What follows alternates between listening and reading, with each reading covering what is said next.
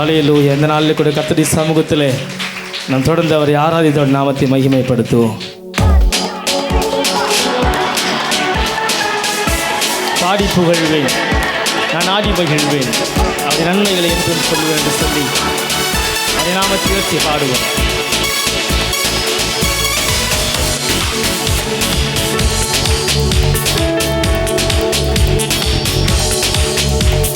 பாடி புகழ்வேன், நான் ஆடி மகிழ்வேன், அவர் நன்மைகளை என்றும் சொல்லுவேன். அப்பா சமூகத்தில் ஆடி பாடி மகிழ்ந்திருப்பேன், அவர் இஸ்ரவேலின் வல்லவரே. சொல்லுங்க. பாடி புகழ்வேன், நான் ஆடி மகிழ்வேன், அவர் நன்மைகளை என்றும் சொல்லுவேன். அப்பா சமூகத்தில் ஆடி பாடி மகிழ்ந்திருப்பேன், அவர் இஸ்ரவேலின் வல்லவரே. பாடுவேன் அல்லேலூயா, துதி அல்லேலூயா, இருவையை புகழ்ந்திடுவேன். பாடுவேன் அல்லேலூயா, துதி அல்லேலூயா, இருவையை புகழ்ந்திடுவேன். எளியவனை உயர்த்திடுவே, ஆயிரமாக பெருக செய்வி. சொல்லுங்க. உங்க சத்தம் நல்லா கேட்கட்டும். பாடுவேன் அல்லேலூயா, துதி அல்லேலூயா, இருவையை புகழ்ந்திடுவேன். பாடுவேன் அல்லேலூயா, துதி அல்லேலூயா, இருவையை புகழ்ந்திடுவேன். கூப்பிட்ட நேரத்தில் பதிலளித்து துரைகள் தீர்த்திட வருபவரே. சொல்லுங்க. ஆண்டவரே, இந்த ஏழை கூப்பிட்டான், என் சத்தத்தை கேட்டு அவர் செவி கொடுத்தார் என்று சொன்ன வார்த்தையின்படியாக நம்மை நடத்துகிறவர். ஆடுவேன் அல்லேலூயா, துதி அல்லேலூயா, இருவையை புகழ்ந்திடுவேன். பாடுவேன் அல்லேலூயா, துதி அல்லேலூயா, இருவையை புகழ்ந்திடுவேன். ஒரு முறை கேட்டு பாடுவேன் அல்லேலூயா, துதி அல்லேலூயா, இருவையை புகழ்ந்திடுவேன். பாடுவேன் அல்லேலூயா, துதி அல்லேலூயா, இருவையை புகழ்ந்திடுவேன். நல்ல கரங்களை தட்டி ஹல்லேலூயா, ஹல்லேலூயா. ஆண்டவரே, உம்மை பாடி புகழ்வதே எங்கள் வாழ்விலே கர்த்தாவே. அப்பா ஆண்டவரே, எங்களுடைய வாழ்விலே கர்த்தாவே சந்தோஷத்தை கொடுக்கிறதா இருக்குது. நல்ல சந்தோஷத்தை கொடுக்கிற இந்த காலை நேரத்தில் ஹல்லேலூயா நாம் பாடி துதிக்கும் பொழுது சத்ருவானவன் வெக்கப்பட்டு போவானாக. நமக்கு விரோதமாய் வருகிறதான எல்லா சத்ருவின் வல்லமைகளும் ஹல்லேலூயா நமக்கு முன்னோர்கள் பாடி துதித்து எல்லாவற்றையும் பெற்றுக்கொண்டார்கள். துதிக்கிறவனுக்கு தோல்வி இல்லை என்று வேதம் சொல்லுகிறது. ஹல்லேலூயா. அப்படி நாமத்தை நாங்கள் ஸ்தோத்திரிக்கிறோம். ஆண்டவரே, நன்றி சொல்லுகிறோம், நன்றி சொல்லுகிறோம். நன்றி ராஜா, நன்றி ராஜா. கர்த்தருடைய சமூகத்தில் வந்திருக்கிற அன்பு சகோதரி சகோதரியே, நம் யாவரும் எழும்பி நின்று இந்த காலை நேரத்தில் நம் வந்த வண்ணமாய் செல்லாதபடிக்கு ஹல்லேலூயா நம்முடைய சபையில் தேவன் நம்ம ஏதோ ஒரு நோக்கத்திற்காக தான் இந்த இடத்துல அழைத்து வந்திருக்கிறார். இம்மட்டுமாய் நம்மை நடத்தின நம்முடைய தேவன் தொடர்ந்து நம்மை ஆதரித்து நடத்துவாராக. இதனால் ஒரு விசேஷித்த அபிஷேகத்தோடு கூட தேவன் நம்மை நிரப்பி வழி நடத்துவாராக. ஹல்லேலூயா. தாகமுள்ளவன் மேல் தண்ணீரையும் வறண்ட நிலத்திலே ஆறுகளையும் உன் சந்ததியின் மீது ஆவியையும் உன் சந்தானத்தின் மீது ஆசீர்வாதத்தையும் ஊற்றுவேன் என்று சொன்ன தேவன் நம்முடைய தேவன். இந்த காலை நேரத்தில் ஆண்டவரே அப்பா ஹல்லேலூயா நம்முடைய அபிஷேகத்தை எங்கள் மீது ஊற்றுவீராக. நன்றி சொல்லுகிறோம் ஆண்டவரே.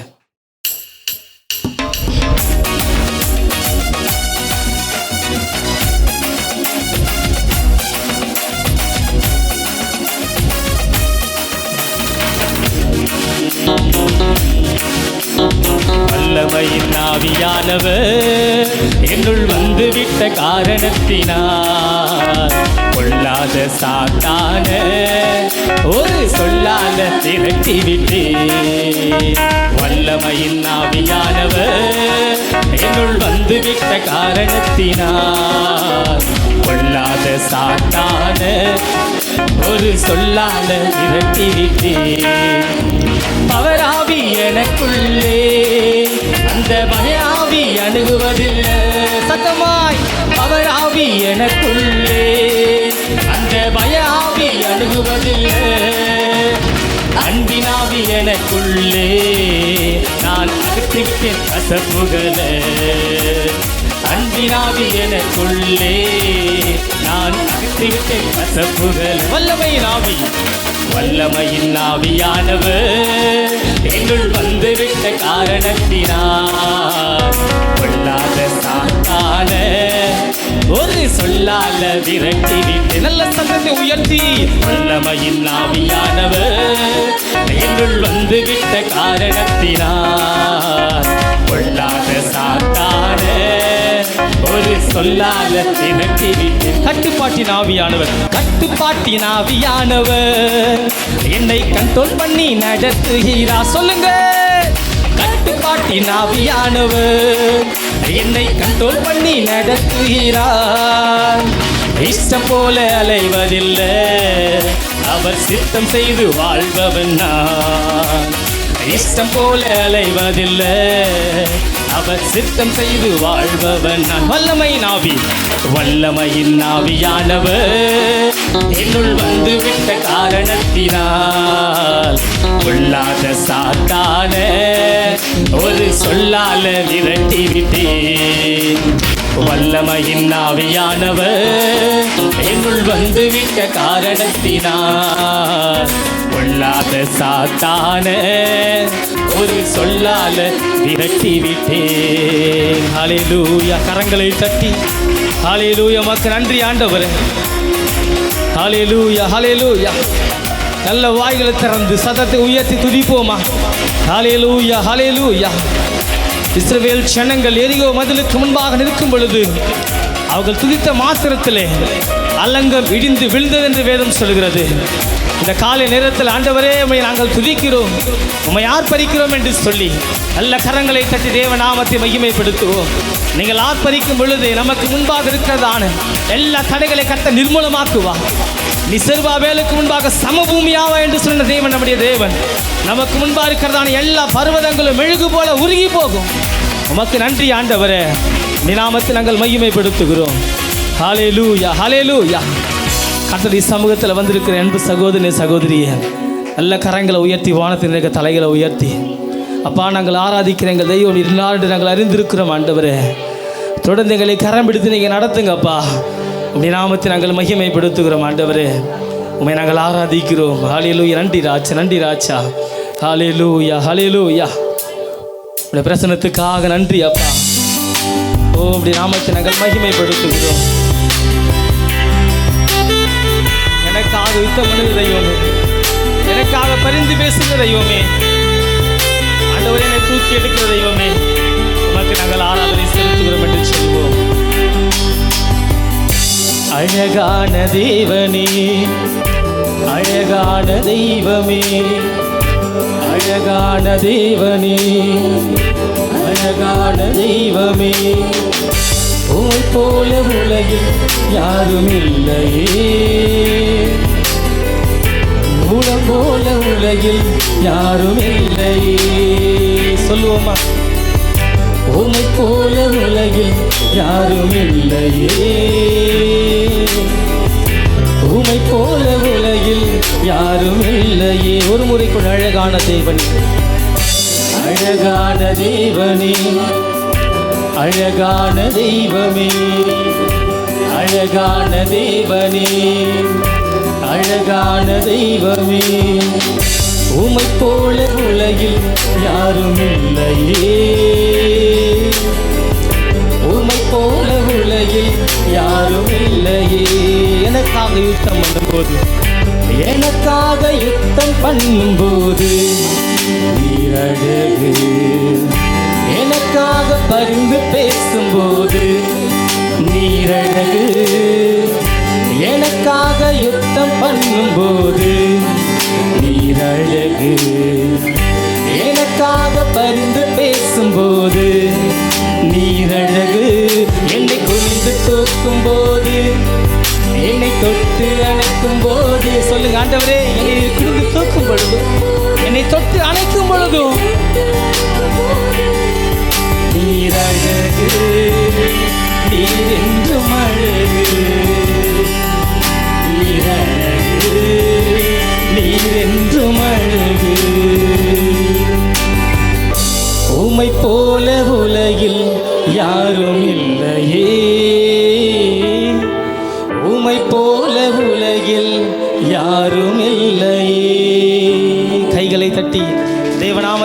மகிமைப்படுத்துவோம். நன்றி நன்றி ஆண்டவரே, நாமத்தை நாங்கள் மகிமைப்படுத்துகிறோம். ரெண்டு பேர் நம்ம கரங்களை கொடுத்து கொள்வோம்.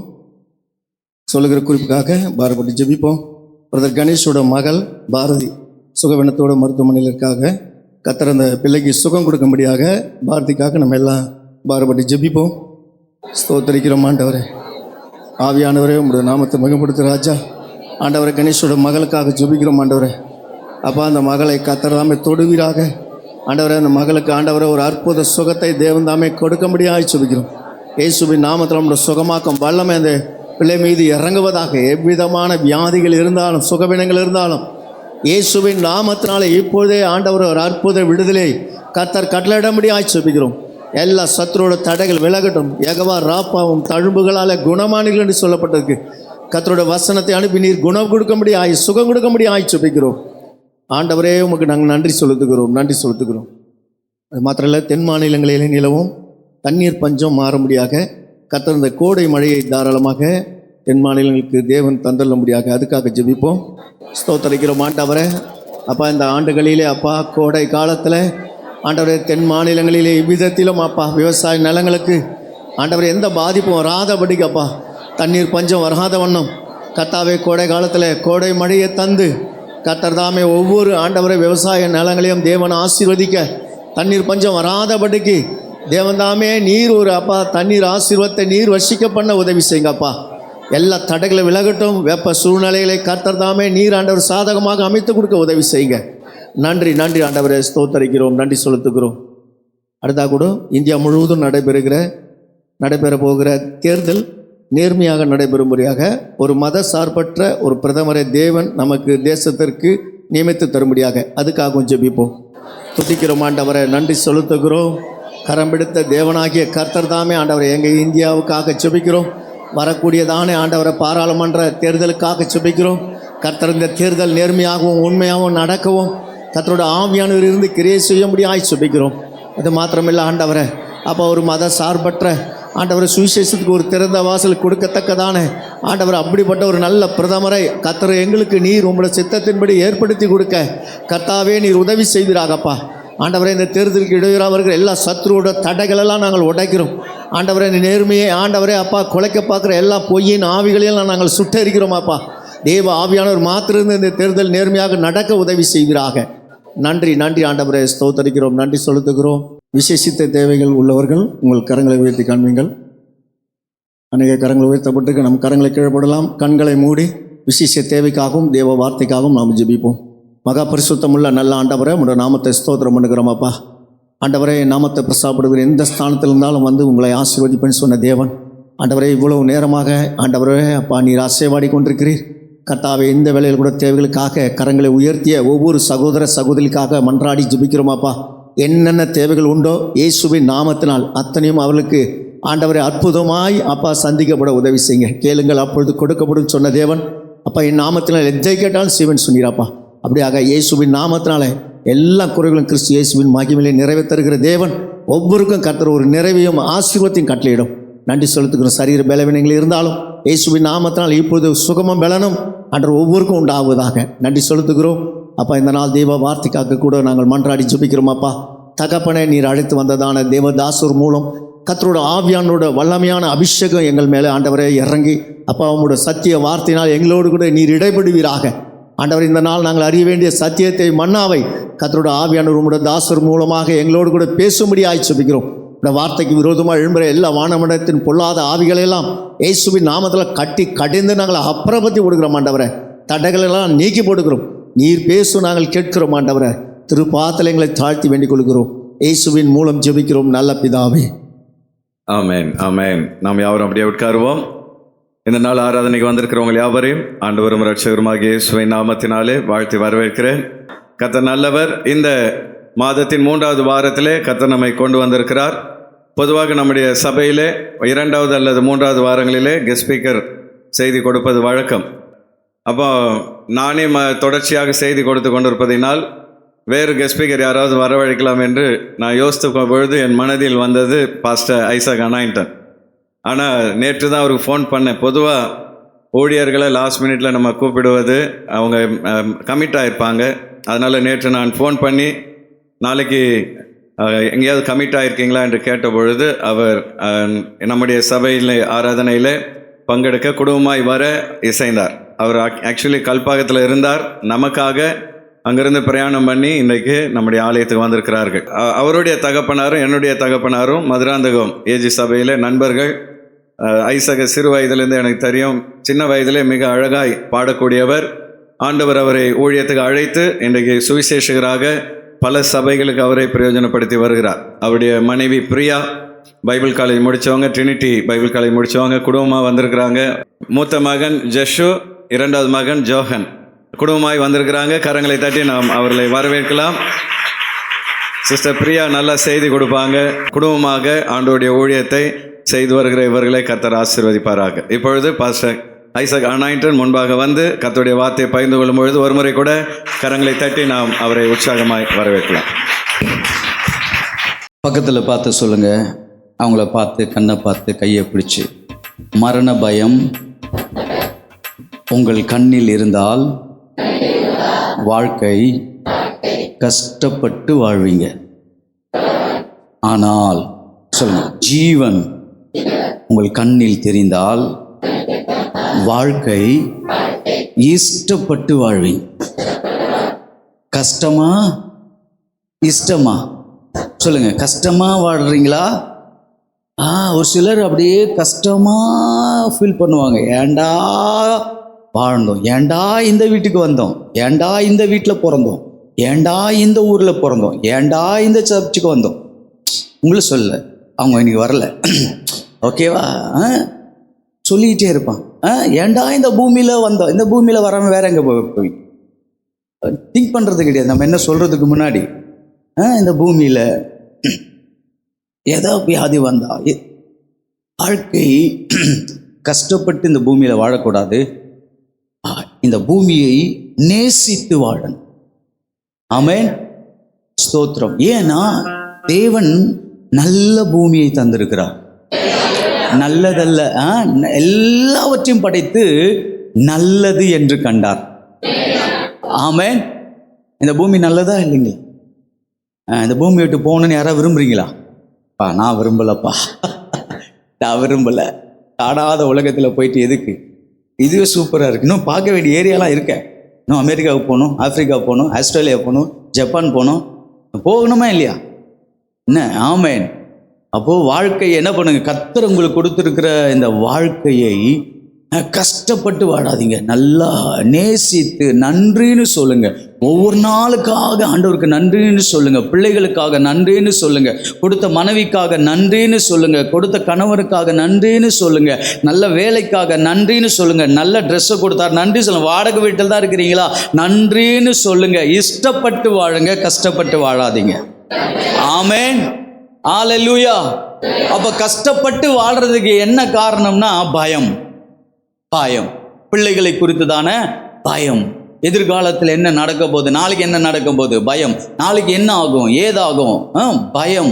என் பிள்ளைக்கு திருமணம் ஆகுமா, எங்கே இருக்கிறான், ஐயோ, பலவிதமான பயத்தோடே வாழும் பொழுது வாழ்க்கை கஷ்டமாக தான் போகும்.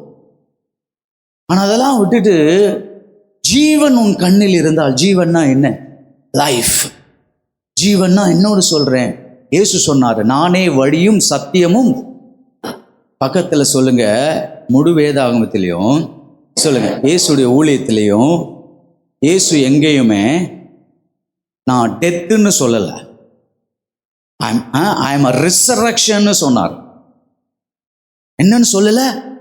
மரணம்னு எங்கேயும் சொல்லலை. நானே உயிர்த்தெழுதலும் நானே ஜீவனும். ஐ ஆம் த ரிசரக்ஷன், ஐ ஆம் த லைஃப்னு சொன்னார். ஆனால் நம்ம தான் சின்ன வியாதி வந்தாலும் ஐயோ போயிடுவோமோ, போயிடுவோமா, எங்கே போயிட போகிற, அப்படியே பயம். புரியுதா உங்களுக்கு? புரியுதுங்களா? எது உங்களை கண்ட்ரோல் பண்ணது? பயம். மரணத்தை குறித்து தான பயம், வியாதியை குறித்து தான பயம், நோயை குறித்து தான பயம், பிள்ளைகளை குறித்து தானே பயம். இப்போ எதை தான் கண்ணில் இருக்கக்கூடாது? பயம் இருக்கக்கூடாது. ஆமாம், பயம் இல்லைன்னா, ஆமாம், அன்னைக்கு நாங்கள் எங்கேயோ கூட்டுட்டு போனோம். அவன் பயம் அறியாதவன். என் வைஃபு சொல்கிறா, எப்பா நம்ம 2 மணி நேரம் போவோம்பா, அவன் 3/4 மணி நேரத்துல கொண்டு போய் விட்டான்பா. பின்னாடி நாங்க என் வைஃப் இந்த பக்கம் பிடிச்சிட்டு இருக்கிறா. நான் பிடிச்சா அவன் ஏதாவது சொல்லுவான்னு சொல்லிட்டு நானும் பாயிட்ல கையை விட்டுட்டு ஆண்டவரே ஸ்தோத்திரம். அண்ணன் முன்னாடி கூலா உட்காந்து மொபைல் பார்த்துட்டு வர்றாரு. அவன் பார்த்தா போறான். அப்பதான் பார்த்தா பயம் அறியான். பயமே அப்படிதான் இருக்கணும்னு நான் சொல்றேன். எல்லாத்துக்கும் பயம் இருக்கணும். பிசாசை குறித்து பயப்படக்கூடாது, வியாதியை குறித்து பயப்படக்கூடாது, நோயை குறித்து பயப்படக்கூடாது. பயத்தை புறம்பே தள்ளுங்க. பயத்தை உங்க இருதயத்திலிருந்து எடுங்க. பயத்தை உங்க கண்ணிலிருந்து எடுங்க. ஜீவனை பாருங்க. பயம் இருக்கிற இடத்துல அப்படி பயத்தை த்ரோ பண்ணிட்டு பயம் இருக்கிற இடத்துல ஜீவனை பாருங்க. ஜீவன்னா யாரு? இயேசு கிறிஸ்துவை நீங்க பார்க்க உங்க வாழ்க்கை இஷ்டமாக வாழ்வீங்க. ஆமென், ஹல்லேலூயா. அப்படியே உட்கார், நல்லா ஃப்ரீயா இருங்க. பக்கத்துல சொல்லுங்க, இது மாமியார் வீடு இல்லை, இது அப்பா வீடு. நல்லா ஃப்ரீயா இருங்க. ஆமா, ஹல்லேலூயா. ஸோ இன்னைக்கு நான் இதை மகிமையை குறித்து தான் இன்னைக்கு நான் பேச போறேன். ஆனால் இன்னைக்கு நான் பேச போறது அன்னைக்கு பேசுனதை காட்டிலும் இன்னைக்கு வித்தியாசமா இருக்கும். அன்னைக்கு ஒரு சத்தியத்தை பேசும்போது நீங்கள் எப்படி அறிந்து கொண்டீங்களோ, இன்றைக்கு நான் பேச போகிறது நிச்சயமா நான் சொல்றேன், உங்க லைஃப்ல ஒரு பெரிய மாற்றத்தை உண்டு பண்ணும். ஹல்லேலூயா. ஸோ இந்த நாளின் செய்திக்கு ஆதாரமாக எடுத்துக்கொள்வோம் ஆதியாகம புஸ்தகம் 45ஆம் அதிகாரம் 13வது வசனம். எகிப்திலே எனக்கு உண்டாயிருக்கிற சகல மகிமையும் நீங்கள் கண்ட யாவையும் என் தகப்பனுக்கு அறிவித்து அவர் சீக்கிரமா இவ்விடத்துக்கு வரும்படி செய்யுங்கள் என்று சொல்லி போதும். யோசேப்பு சொல்ற ஒரு ஸ்டேட்மெண்ட், யோசேப்பு சொல்ற ஒரு வார்த்தை என்ன சொல்றாரு? எகிப்திலே எனக்கு உண்டாயிருக்கிற சகல மகிமை. எல்லாரும் சொல்லுங்க, எனக்கு உண்டாயிருக்கிற சகல மகிமை. ஆமென். இந்த வார்த்தை யார சொல்றது? யோசேப்பு சொல்றார். யோசேப்பு இப்போ இருக்கிற அந்த பொசிஷன் என்ன? இவர் சொல்லும் பொழுது அவர் யாரா இருக்கிறாராம்? அந்த எகிப்துக்கு இவர் தான் ruler. He was a ruler. He was a prime minister. ஆமா, பிரதம மந்திரி, ஆளுகை செய்கிறவர். அந்த முழு பட்டணத்தையும் தேசத்தையும் ஆமென் ஸ்தோத்திரம் ஜனங்களை வழிநடத்தக்கூடியவர். அதுக்கு பேரோ தான் ராஜா. ஆனா அவரு டம்மி ராஜாவா இருக்கிறார். அவர் எப்படிப்பட்ட ராஜாவா? டம்மி ராஜாவா இருக்கிறார்.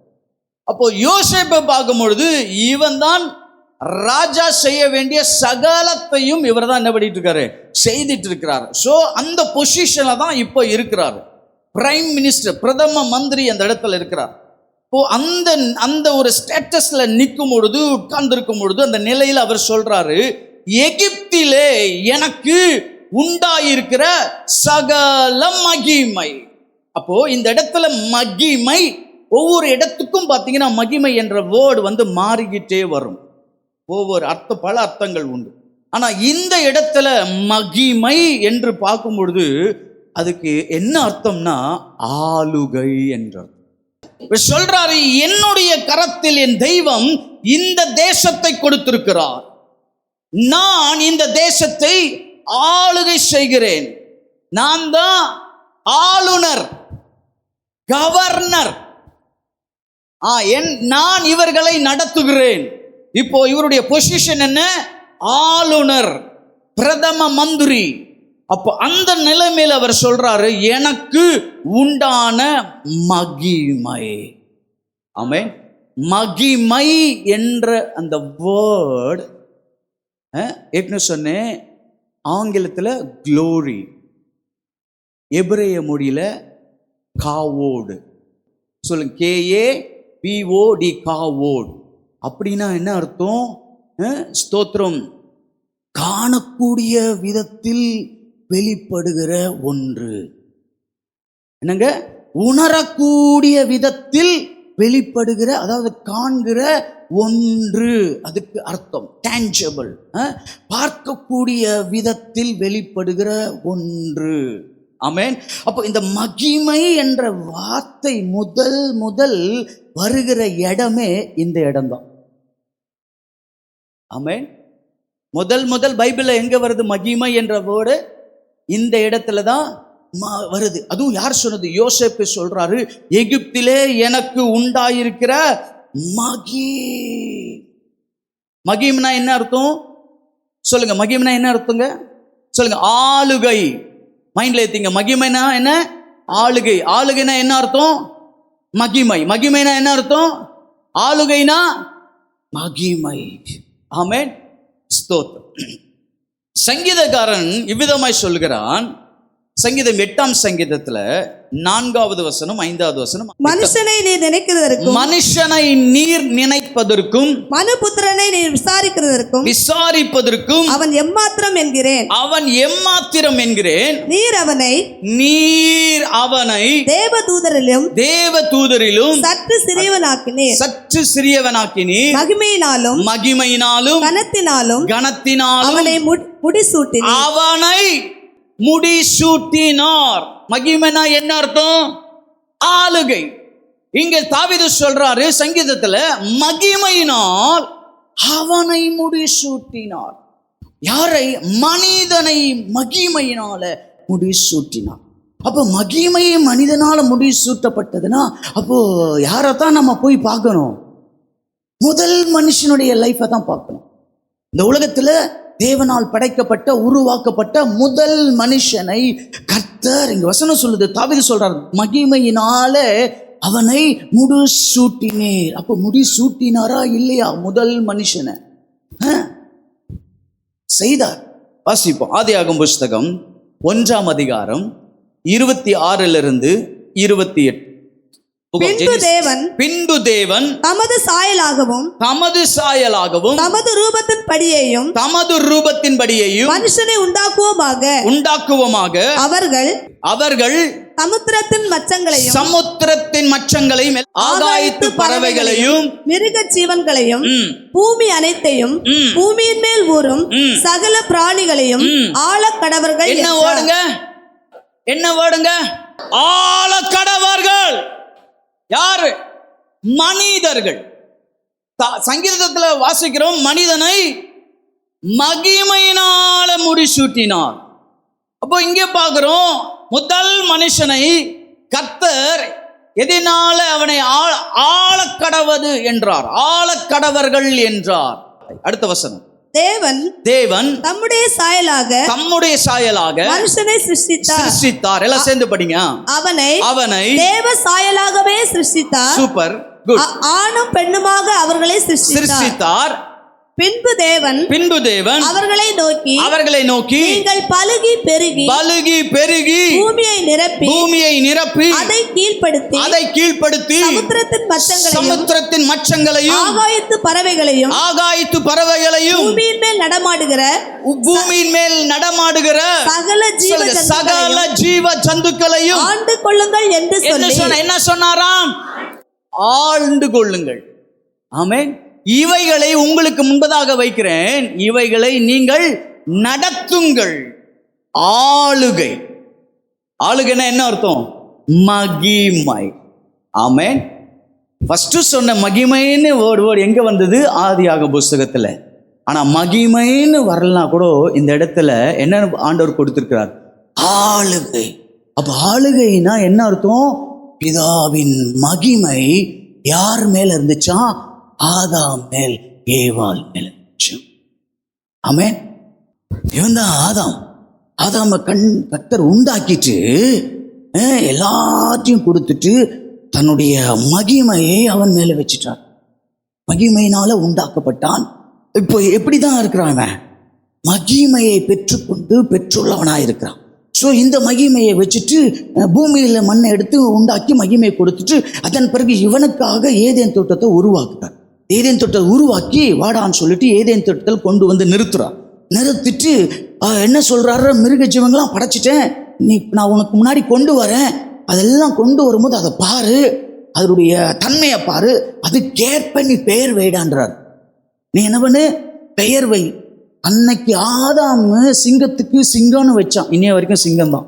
இன்னைக்கு பாம்பு எதுவா மாறல, டைனோசரா மாறல, பாம்பு பாம்பாகவே இருக்கு, சிங்கம் சிங்கமா இருக்கு, புலி பூனை பூனையாவே இருக்கு. இதெல்லாம் எப்படி பேரு? அவர் வச்சது. யாரு? ஏதேன் தோட்டத்துல ஆதாம். எல்லா மிருக ஜீவன்களும் பெயர் வைக்கிறார். வச்சு வச்சு வச்சு முடிச்சுட்டு பார்க்கிறாரு, இவன் என்னைய போல இருக்கிறான். கடவுளுக்கு ரொம்ப சந்தோஷம். என்னைய போல நான் எப்படியே இருப்பணும், பெயர் வைக்கணும், அதே போல மூளை சூப்பர். அவருக்கே ரொம்ப சந்தோஷம். உன்னை படைச்சதில்லை, உன்னை படைச்சதில்லை கூட தான்பா, அவ்வளோ சந்தோஷம். அப்படியே போயிட்டு இருக்கு. சரி, இவன் பார்த்துக்கிறாரு, நம்ம பிதா குமார் பரிசுத்த ஆவியா நம்ம 3 பேர் இருக்கிறோம், நம்ம பேசுகிறானே, இவன் மட்டும் இந்த தோட்டத்தில் இவன் தனியாக இருக்கிறானே அப்படின்னு சொல்லிட்டு நல்லதல்ல என்று நினைக்கிறார்.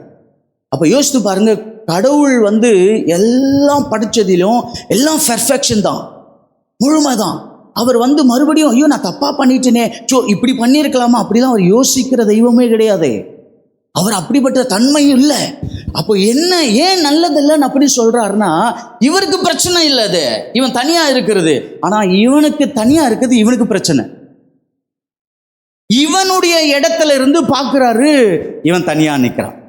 இவன் இடத்துல இருந்து பார்க்கிறாரு, இவன் ஐயோ இவன் தனியா இருந்தா டேஞ்சர்னு சொல்லிட்டு தூங்க வச்சு விழாவிலிருந்து அழகா கொண்டு ஏவாளை படைக்கிறார்.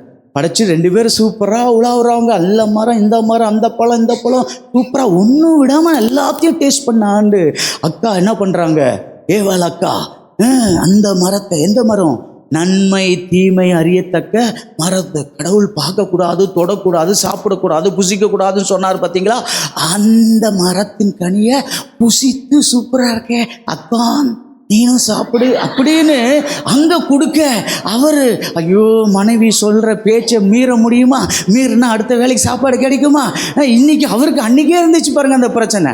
அப்போ எதுக்கு நம்ம வம்பு, சரி நீ என்ன கொடுத்தாலும், அரளி கொட்டை கொடுத்துருந்தாலும் குடிச்சிருப்பாரு, சாப்பிட்டுருப்பாரு உங்களுக்கு. அப்போ சரி ஏதோ கொடுக்குறாளேன்னு சொல்லிட்டு வாங்கி சந்தோஷமாக சாப்பிட்ட அடுத்த நிமிஷம் உங்க மேலே இருந்த அந்த மகிமை போயிடுச்சு. பிதாவாகிய தேவன் தன்னுடைய மகிமையை ஆதாம் மேல வைத்தார், அதன் மூலம் ஏவாள் மேல வைத்தார். சின்ன ஒரு காரியம் செய்த மாத்திரத்துல அந்த மகிமை இவர்களை விட்டு போயிடுச்சு. இப்போ மகிமை இல்லாம இவன் வாழ்ந்துட்டே இருக்கிறான். இப்போ இந்த மகிமை எங்க போயிடுச்சு? பிசாசு கிட்ட போயிடுச்சா? இல்ல, தேவன் கிட்ட போயிடுச்சு. இப்போ அந்த மகிமைக்கு சொந்தக்கார் யாரு? தேவன். இவன் அதுக்கு பாத்திரவானா இல்லை. அப்போ மகிமை இல்லாதபடி ஏதேன் தோட்டத்திலிருந்து வெளியே வருகிறான். அதுக்கப்புறம் வாழ்றான். அதன் பிறகு பார்த்தீங்கன்னா மகிமை இல்லாதபடி அவனுடைய வாழ்க்கை முடியுது. ஆதாமுக்கு அப்புறம் எவ்வளோ பேர் வந்தாங்க, செத்து போனாங்க. நோவா வராரு. நோவாவுக்கு கர்த்தருடைய கண்களில் கிருபை கிடைச்சதே தவிர மகிமை கிடைக்கல. என்ன வரல? மகிமை வரல, கிருபை. அதன் பிறகு யார் வந்தது? ஆபிரகாம் வர்றாரு. அவருக்கு விசுவாசம் இருந்துச்சு, ஆனா என்ன இல்லை, மகிமை வரல. அவர் பிள்ளை ஈசாக்கு, யாக்கோபு, 12 பேர் வரவே இல்லை. அப்போ எங்க தான் இருக்கு மகிமை? தேவன் கிட்ட இருக்கு.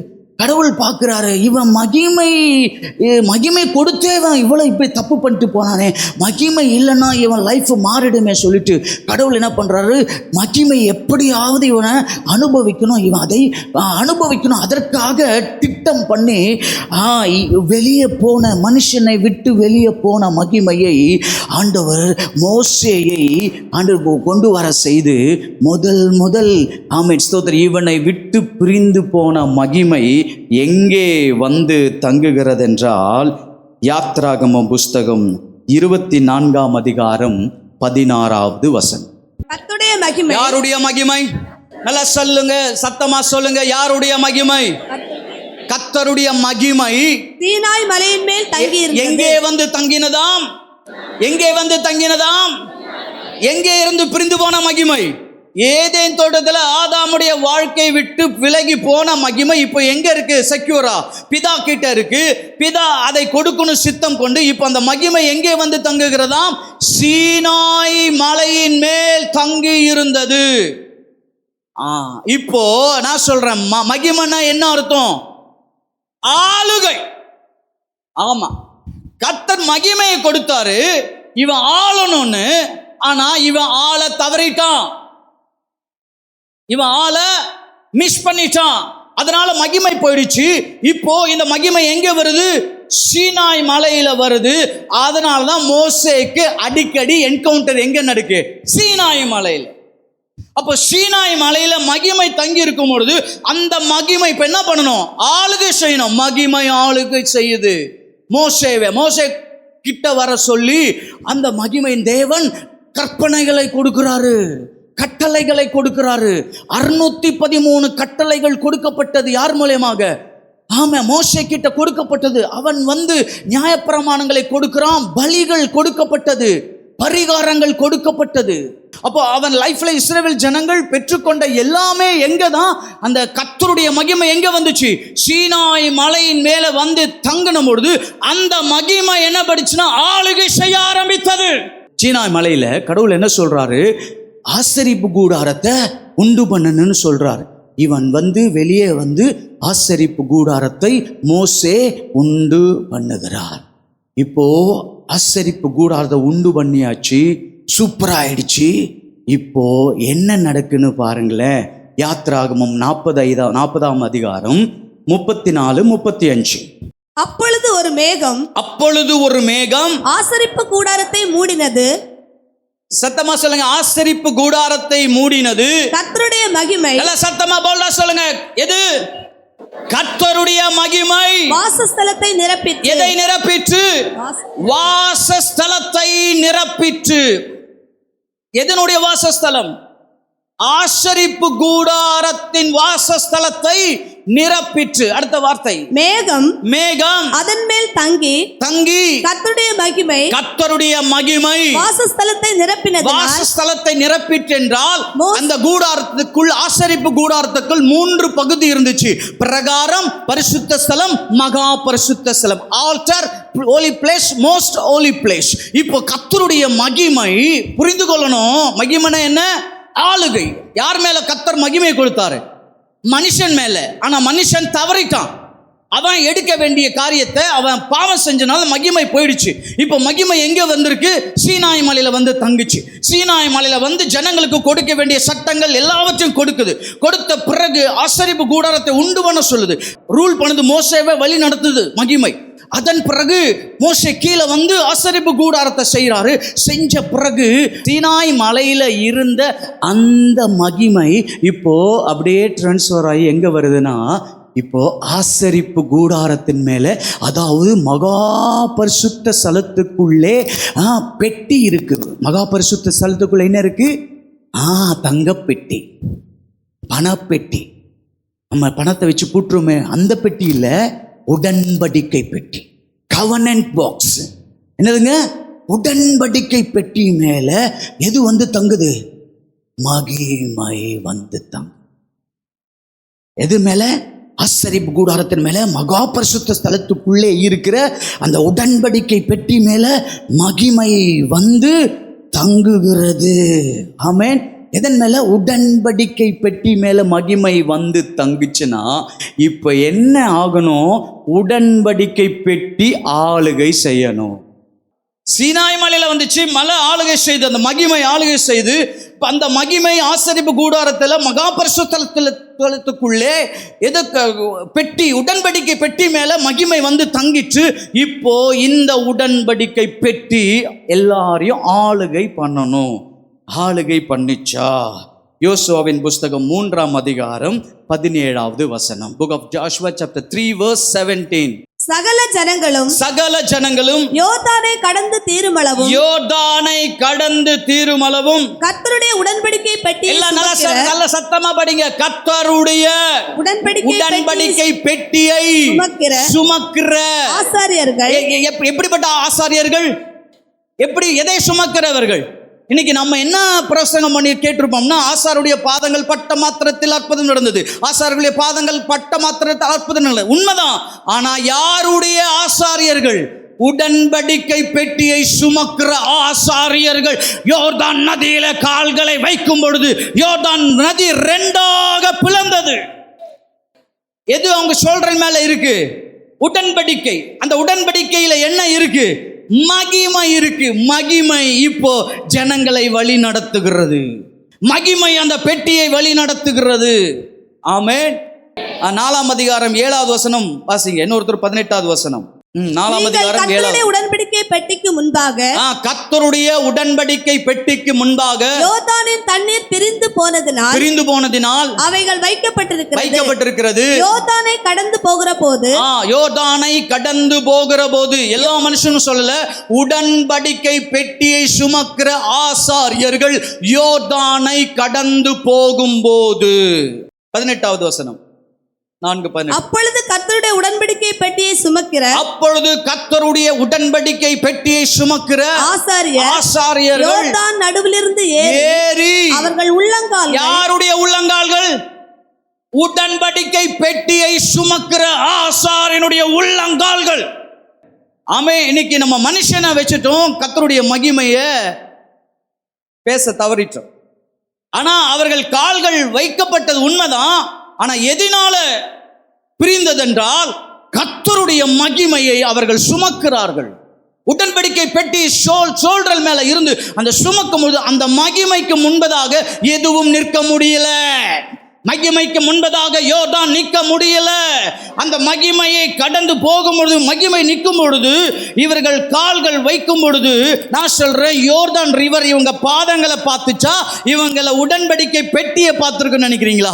உடன்படிக்கை பெட்டியை பார்த்துருக்கோம். ஏன்னா அதில் கர்த்தர் தமது மகிமையை வைத்திருந்தோம். அந்த மகிமையை பார்த்த மாத்திரத்தில், அந்த மகிமையை கண்ட மாத்திரத்தில் யோர்தான் நதி பின்னிட்டு போச்சு, குவியலாய் நின்னது, ஆளுகை செய்ய ஆரம்பிக்குது. எது? உடன்படிக்கை. ஏன்? கர்த்தருடைய மகிமை எங்க இருக்கு? ஆமா. அதை தாண்டி வந்தீங்கன்னா யோசுவா 6ஆம் அதிகாரம் 6வது வசனம். யோசுவா 6ஆம் அதிகாரம் 6வது வசனம். அந்தப்படியே நூனின் குமாரனாகிய யோசுவா ஆசாரியரை அழைத்து உடன்படிக்கை பெட்டியை எடுத்துக்கொண்டு போங்க. எரிகோவுக்கு முன்பதாக, அங்க யோர்தானுக்கு முன்பதாக, இப்போ எரிகோவுக்கு முன்பதாக உடன்படிக்கை பெட்டியை எடுத்துக்கொண்டு போங்க. ஏங்க உடன்படிக்கை பெட்டி இல்லாம போயிருக்கலாமே? ஏன் இந்த வேர்டு அடிக்கடி வருதுட்டே இருக்கு? ஏன்னா இதுலதான் கடவுள் மகிமையை வச்சிருந்தாரு. இது போனாதான் பின்னாடி வருகிற ஜனங்கள் சேஃபா போய் சேர முடியும். இது முன்னாடி போகாம இருந்தா இவருடைய வாழ்க்கை அவ்வளவுதான். தேவன் அறிந்தார். அந்த உடன்படிக்கை பெட்டியை சுமக்கிற ஆசார்கள் உடன்படிக்கை பெட்டியை எடுத்துக்கொண்டு போங்கள். தொனிக்கும் 7 எக்காலங்களையும் 7 ஆசாரியர்கள் கர்த்தருடைய பெட்டிக்கு முன்பாக பிடித்துக் கொண்டு போக கடவர்கள் என்று சொல்லி. யாருங்க? உடன்படிக்கை பெட்டி எடுத்துக்கொண்டு போகிறவர்கள். ஆமென். முன்பதாக கடந்து போகும். 12வது வசனம் 13வது வசனம் வாசிங்க. யோசுவா அதிகாலமே எழுந்திருந்தான். எல்லாம் படிங்க. அதிகாலமே எழுந்திருந்தான். ஆசாரியர்கள் கர்த்தரின் பெட்டியை சுமந்து கொண்டு போனார்கள். கர்த்தருடைய பெட்டியை ஆசாரியர்கள் சுமந்து கொண்டு போனார். எங்கே? எரிகோவுக்கு முன்பதாக. அடுத்த வசனம். தொனிக்கும் 7 எக்காலங்களை பிடிக்கிற 7 ஆசாரியர்களும் எக்காலங்களை ஊதிக்கொண்டு கர்த்தரின் பெட்டிக்கு முன்பதாக நடந்தார்கள். யுத்த சன்னத்தாரானவர்கள் அவர்களுக்கு முன்னாலே கர்த்தருடைய பெட்டியை சுமந்து போகிறார்கள். எரிகோ கோட்டை தரைமட்டமாய் மாறுது. ஆமென் சொல்லுங்களேன். அல்லேலூயா. மகிமைன்னா என்ன? ஆளுகை செய்தா? உடன்படிக்கை மற்றவங்களை நடத்துதா? நடத்து. ஆமா. 1 சாமுவேல் புஸ்தகம் 5ஆம் அதிகாரம் 2வது வசனம் 3வது வசனம். பெலிஸ்தர் தேவனுடைய பெட்டியை பிடித்து தாகோனின் கோவிலிலே கொண்டு வந்து தாகோன் அண்டையிலே வைத்தார்கள். அஸ்தரோத் ஊரார். எதை வைத்தார்கள்? அஸ்தரோத் ஊரார் மறுநாள் காலமே வாசிங்க. எழுந்திருந்து வந்த பொழுது இதோ எல்லாம் சொல்லுங்க. இது தாகோன். கர்த்தருடைய பெட்டிக்கு எதுக்கு முன்பதாக? நல்ல போல்டா சொல்லுங்களேன். நல்ல சத்தமா சொல்லுங்களேன். கர்த்தருடைய பெட்டிக்கு முன்பாக தரையிலே முகங்குப்புற விழுந்து கிடந்தது. ஏன் சாதாரண பெட்டிய பார்த்து ஏன் பயப்படணும்? சாதாரண பெட்டி தானே, ஏன் முகங்குப்புற விழணும்? அதுவும் வல்லமை உள்ளது தானே, ஏன் நிக்க முடியல? அப்படின்னா இந்த பெட்டிக்குள்ளே உலகத்தை உண்டாக்கின தேவனுடைய மகிமை இருக்கிறபடினாலே அந்த மகிமைக்கு முன்பதாக எதுவும் நிற்கவே, கர்வமாய் நிற்க முடியாது. வசனம் வாசிங்க. அதிலே அப்பொழுது அவர்கள் தாகோனை எடுத்து அதை அதன் ஸ்தானத்திலே மறுபடியும் திரும்பவும் வைக்கிறார்கள். அவர்கள் மறுநாள் காலமே எழுந்திருந்து அடுத்த நாள் காலமே எழுந்திருந்து வந்தபோது மறுபடியும் வந்து பாக்குறாங்க அந்த கோயிலுக்குள்ள. இதோ தாகோன் கர்த்தருடைய பெட்டிக்கு முன்பாக, தாகோன் கர்த்தருடைய பெட்டிக்கு முன்பதாக தரையிலே முகங்குப்புற விழுந்து கிடந்தது. ஏற்கனவே விழுந்து கிடந்துச்சு. ஆனா இங்க தாகோனின் தலையும் அதன் 2 கைகளும் வாசற்படியின் மேல் உடைப்பட்டு கிடந்தது. எதனால? உடன்படிக்கை பெட்டி அந்த இடத்துல இருக்கிறதுனா. 1 நாளாகமம் 13ஆம் அதிகாரம் 14வது வசனம். தேவனுடைய பெட்டி. தேவனுடைய பெட்டினா என்ன சொல்றேன்? உடன்படிக்கை. அந்த உடன்படிக்கை பெட்டி மேல என்ன இருந்துச்சு? மகிமை இருந்துச்சு. இப்போ அந்த மகிமை உள்ள பெட்டி எங்க வருதா? யார் வீட்டுக்குள்ள வருதா? ஓபேத் ஏதோம் வீட்டில். அவனிடத்தில் எத்தனை மாசம் இருந்துச்சு? 3 மாதம். சொல்லுங்க, எத்தனை மாசம் இருந்துச்சு? 3 மாதம் இருக்கையில் கர்த்தர் ஓபேத் ஏதோமின் வீட்டையும் அவனுக்கு உண்டான எல்லாவற்றையும் ஆசீர்வதித்தார். அவனை பார்க்கல, ஓபேத் ஏதோமை பார்க்கல. அவன் நல்லவனா கெட்டவனா, அவன் யாரு அதை பார்க்கல. கர்த்தர் அவனை ஆசீர்வதிக்க காரணம் அவருடைய பெட்டி அவன் வீட்டுக்குள்ள இருந்துச்சு. அதுக்கப்புறம் பார்த்தீங்கன்னா, அதுக்கப்புறம் அந்த பெட்டி வந்து சாலமோன் கட்டின ஆலயத்தில் வந்து வைக்கப்படுகிறது. அங்கே பார்த்தீங்கன்னா எல்லாரும் வந்து அதை பணிந்து கொள்கிறார்கள். எல்லாம் நல்லா நடக்குது. நேபுகாத்நேச்சார் வரும்பொழுது, அவன் அழிக்கும் பொழுது அந்த பெட்டி எடுத்து போயிட்டான். அந்த பெட்டி காணாமல் போயிடுச்சு. காணாமல் போன உடனே இப்போ ஆலயம் இருக்கு, ஆனால் ஆலயத்துக்குள்ள என்ன இல்லை. அதனால ஆலயமே சின்னாபின்னமாக போச்சு. ஆலயமே மகிமை இழந்து ஒண்ணுமில்லாம போச்சு. இது வரைக்கும் கண்ட்ரோல் பண்ணிட்டு இருந்த அந்த உடன்படிக்கை பெட்டி இப்போ காணாம போயிடுச்சு. மகிமை இப்போ ஆலயத்தை விட்டு, இஸ்ரவேலை விட்டு இக்கபோத் அப்படின்னு சொல்றாங்க. இக்கபோத்னா இஸ்ரவேலை விட்டு மகிமை போனது, போயிடுச்சு. இப்போ போன மகிமை போயிடுச்சு. கண்டுபிடிக்க இன்ன வரைக்கும் உடன்படிக்கை பெட்டி எங்க இருக்குன்னு தெரியல. ஒரு சிலருக்கு தெரியுது, இருக்கு, வரும் நேரத்தில் கொண்டு வருவோம் அப்படின்றாங்க. ஆனால் மகிமை போனதோடு போனது தான். ஆனால் அந்த மகிமையை போயிட்டே இருக்கும்பொழுது இருண்ட காலம் வந்துச்சு. 400 வருஷம். அந்த இருண்ட காலத்திலையும் பார்த்தீங்கன்னா மகிமையை பார்க்கல. பரிசுத்தாவினுடைய அந்த அனுபவத்தை ஜனங்கள் ருசி பார்க்கல. நான் இருண்ட காலம் முடிஞ்ச பிறகு இயேசு வர்றாரு. இயேசுவை வந்த மாத்திரத்தில் இயேசுவை, கிறிஸ்துவை பார்த்த சீஷர்கள் சொல்ற ஒரு ஸ்டேட்மெண்ட் இருக்கு பாருங்களேன். யோவான் எழுதின சுவிசேஷம் 1ஆம் அதிகாரம் 14வது வசனம். அந்த வார்த்தை மாம்சமாகி கிருபையினாலும் சத்தியத்தினாலும் நிறைந்தவராய் நமக்குள்ளே வாசம் பண்ணினார். அவருடைய மகிமையை கண்டோம். என்னங்க, நல்ல சத்தமா படிங்க, நல்ல போல்டா படிங்க. யாருடைய மகிமையை கண்டோம்? கர்த்தருடைய மகிமையை கண்டோம். எங்க இருந்துச்சு மகிமை? முன்னாடி உடன்படிக்கை பெட்டி மேல இருந்த மகிமை இப்ப சீஷர்கள் சொல்றாங்க அந்த மகிமை, அதாவது மகிமை இப்பொழுது இயேசு கிறிஸ்துவுடைய சரீரத்தின் மேல பார்க்கிறோம். இயேசு கிறிஸ்துவுடைய ஊழியத்தில் அவருடைய மகிமையை பார்க்கிறோம். முந்தின ஆதாமுக்கு கர்த்தர் மகிமையை கொடுத்தார். அந்த முந்தின ஆதாம் மகிமையை இழந்தான். ஆனால் இரண்டாவது வந்த பிந்தின ஆதாமாடிய இயேசு கிறிஸ்து அதே ஸ்தானத்தில் மனுஷனாய், மனுஷ சாயலை எடுத்து மனிதமாய் வந்து இந்த உலகத்தில் நிற்கும் பொழுது எதை இவன் இழந்தானோ அதை மறுபடியும் இயேசு கிறிஸ்து பிதாவினிடமிருந்து அந்த மகிமையை பெற்று அவர் ஊழியம் செய்யும் பொழுது சீஷர்கள் சொல்றார்கள், நாங்கள் மகிமையை கண்டோம். ஆதாமுக்குள்ளே இருந்த அந்த மகிமையை, அவன் பாவம் செய்வதற்கு முன்பதாக இருந்த அதே மகிமையை இப்பொழுது மனுஷகுமாரனாகிய இயேசு கிறிஸ்துவின் மேலே அதே மகிமையை நாங்கள் பார்க்கிறோம். ஆமென் சொல்லுங்களேன். ஹல்லேலூயா. யோவான் 2ஆம் அதிகாரம் 11வது வசனத்துல வாசிக்கிறோம். தேவன் முதல் அற்புதத்தை செய்த பொழுது அவர் சொல்றாரு, வசனம் சொல்லுது, தம்முடைய மகிமையை வெளிப்படுத்தினாராம். அப்போ இப்போ மகிமை எங்க வந்துருச்சு? இப்போ எங்க இல்ல? உடன்படிக்கை பெட்டிக்குள்ள மகிமை. மறுபடியும் கட்டலாம், சர்ச்சை கட்டலாம், என்னன்னா பண்ணலாம். ஆனா மறுபடியும் அந்த இடத்துல மகிமை இருக்குமா தெரியல. ஆனா அந்த மகிமை எங்க வந்துருச்சு? இயேசுவின் மேல வந்து. இப்போ இயேசுவின் மேல மகிமை வந்துருச்சு தானே. அப்ப மகிமை என்ன பண்ணும்?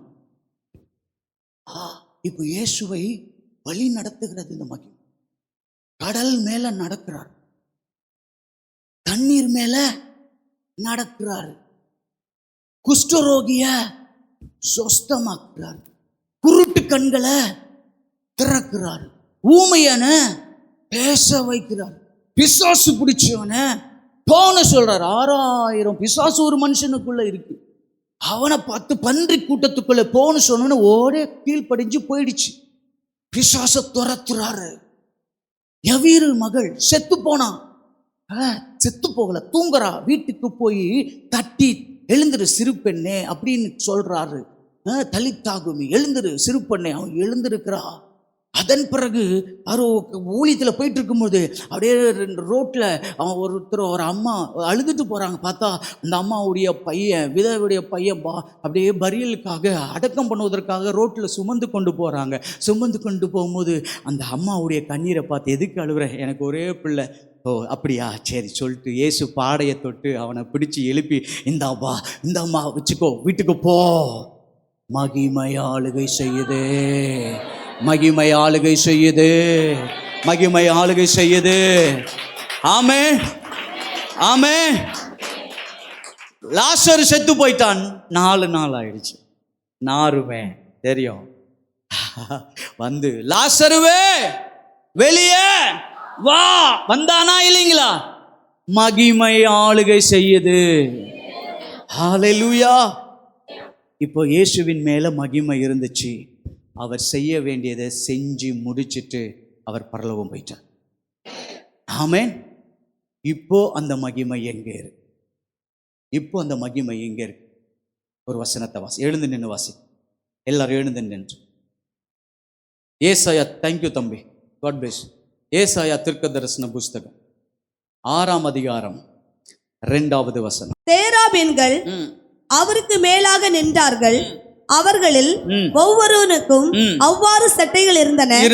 அவனவன் 2 சட்டைகளால், எல்லாம் வாசிங்க, தன் முகத்தை மூடி, 2 சட்டைகளால் தன் கால்களை மூடி 2 சட்டைகளாய் பார்த்து, அடுத்த வசனம், ஒருவரை நோக்கி, சேனைகளின் கர்த்தர் பரிசுத்தர், அடுத்த வார்த்தை, பூமி அனைத்தும் அவருடைய மகிமை, பூமி அனைத்தும் அவருடைய மகிமையினாலே நிறைந்திருக்கிறது. ஏசாயா தீர்க்கதரிசனமாய் சொன்ன ஒரு வார்த்தை, பூமி அனைத்திலும். ஆமென். மனுஷனுடைய வாழ்க்கையில இருந்த அந்த மகிமை அவன் இழந்து போனான். அதன் பிறகு சீனாய் மலையில வந்த அந்த மகிமை, அதன் பிறகு ஆசரிப்பு கூடாரத்துக்குள்ளே, மகா பரிசுத்த ஸ்தலத்துக்குள்ளே பெட்டியின் மேல வந்து தங்கின மகிமை, அதன் பிறகு சாலமோன் கட்டின ஆலயத்தில் மகா பரிசுத்த ஸ்தலத்துக்குள்ளே இருந்த அந்த பெட்டிக்குள்ளே இருந்த தங்கின மகிமை, இப்பொழுது அந்த மகிமை எங்கெல்லாம் கடந்து போச்சோ, அந்த உடன்படிக்கை பெட்டி எங்கெல்லாம் கடந்து போச்சோ, அந்த உடன்படிக்கை பெட்டி ஆளுகை செய்ய ஆரம்பித்தது. அதன் பிறகு இந்த ஆலயத்தில் மகிமை இருக்கு. கர்த்தருடைய ஆலயத்தில் மகிமை இருக்கு. கர்த்தருடைய ஆலயத்தில் உடன்படிக்கை பெட்டி இல்லை, ஆனால் பூமி அனைத்திலும் இருக்கிற மகிமை இந்த ஆலயத்தில் இருக்கு.